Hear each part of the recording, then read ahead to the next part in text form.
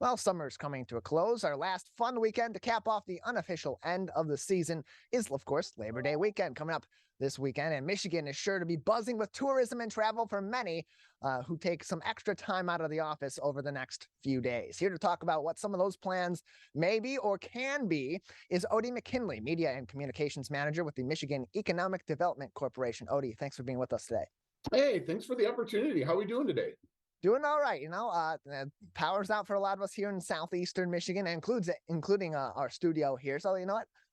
I'll admit it's a little bit warm in here. We have a backup power on that does not include the AC, and I am a terrible decision maker clearly because I'm wearing a pullover. But other than that, you know what?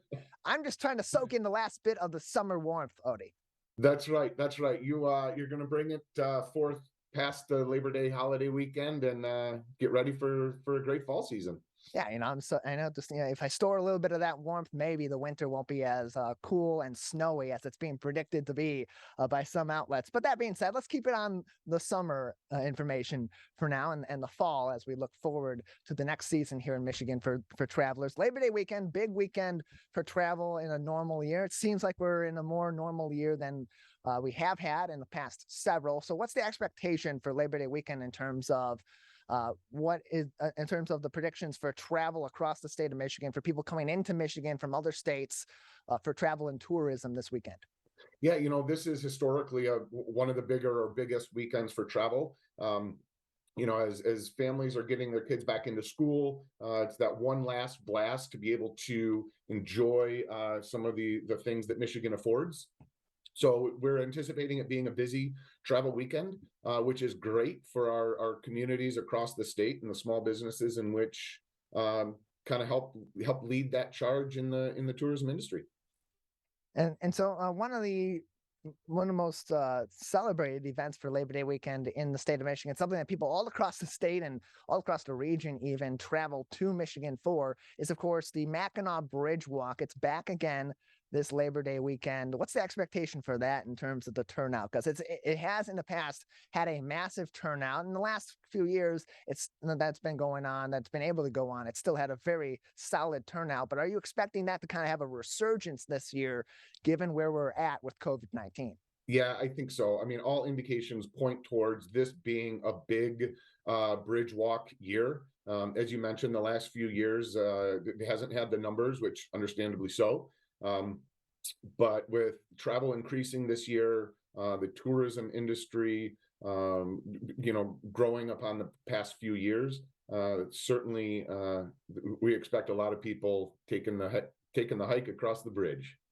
For those that maybe aren't going to go so far north to do the Mackinac Bridge walk or to go to Mackinac Island or other places in and near the UP, what are some other great places for people that maybe are taking a sudden Labor Day weekend trip with their family? They say, you know what, we got a long weekend. Let's go do something fun. Let's stay right here in the state of Michigan, but maybe not make this a quick staycation. What are some fun places people can go kind of quickly, kind of just all of a sudden this Labor Day weekend and have a really great time in the Great Lakes state?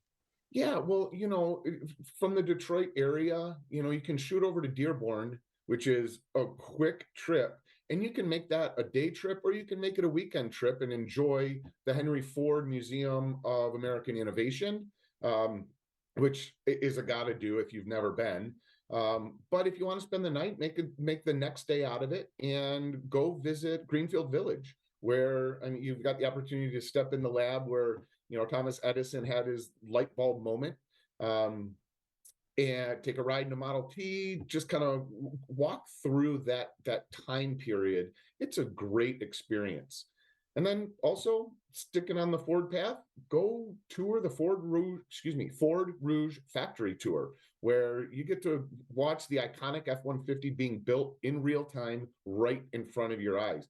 And again, you can make that a weekend trip or you can make it a day trip. So again, not too far from downtown Detroit, but if beach towns is kind of more your thing, again, you don't have to go too far. Just shoot up through Port Huron, follow M25 along the eastern coast of the Thumb, going through Lakeport, Lexington, all the way up through and around the tip of the thumb into Port Austin and Caseville.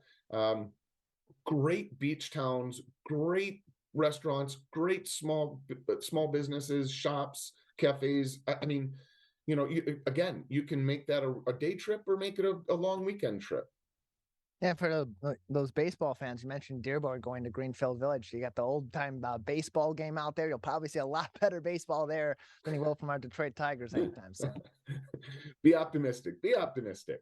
I'm trying to be optimistic. Hey, Alavila's gone. That's a good step forward. Let's see what they can do over the next couple of years. Chris Ilitch has a lot to prove in that front office, but that's a whole other story. That's not travel. We're not going to talk about that. We're going to keep it positive and talk about the great things we can do here in the state of Michigan. One of the favorite locations as we go back up north is Tequamanen Falls. There's a really interesting article this week from the Detroit News that kind of covered some changes that happened last fall at the Tequamanen Falls to make the park overall more accessible, or certain parts of the park more accessible. And there was a little bit of controversy as a 142-foot bridge was installed last September that connected the main part of the park to a 7-mile island that was 7-acre island across the way.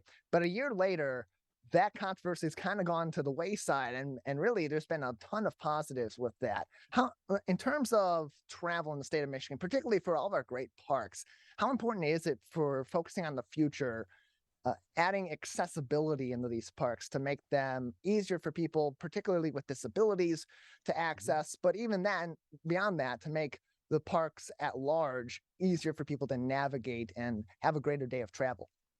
Well, I think it's incredibly important, right? Our goal, in conjunction and partnership with both MDOT, the DNR, and the Travel Michigan team, is to make destinations across our state accessible. And so however we can do that to ensure that more and more people can enjoy the resources that the state affords, it's a win-win for everybody. So it's incredibly important and something that we're going to continue to work on.